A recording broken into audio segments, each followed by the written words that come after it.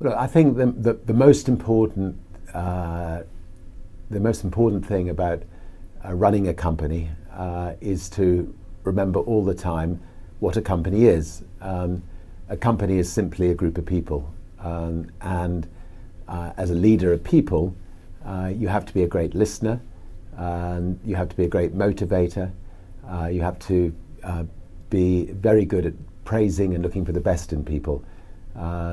People are no different from flowers. If you water flowers, they flourish. If you praise people, they flourish, and that's a critical attribute of a leader. There is a very thin dividing line between success and failure. Most people who set up in business without financial backing, they fail at some times in their lives. And I've only just stayed at the right side of that dividing line. For instance, just after we had a record company, I was fed up flying on other people's airlines. I felt that the experience of flying on other people's airlines was an unpleasant one, and I decided to set up an airline. Our bank went into complete panic attack.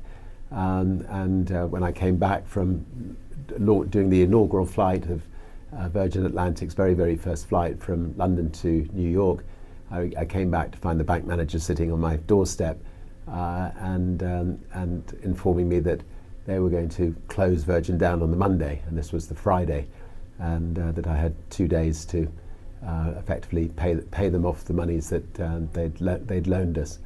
And I remember pushing the bank manager out of my house, telling him he wasn't welcome, which is a dangerous thing to do to your bank manager, and then spending the weekend ringing around the world to all of the distributors of our music, asking if they could give us a temporary loan to get us through the following week, which they were good enough to do.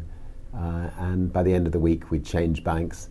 We'd actually managed to find a bank that was willing to lend us 30 times the overdraft facility that our bank had lent us, and we managed to survive. And I think the moral of that story is actually don't think of your bank as somebody that you're beholden to. I mean,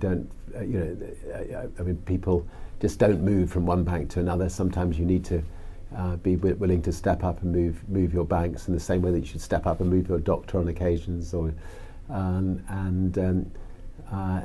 I learned from that lesson.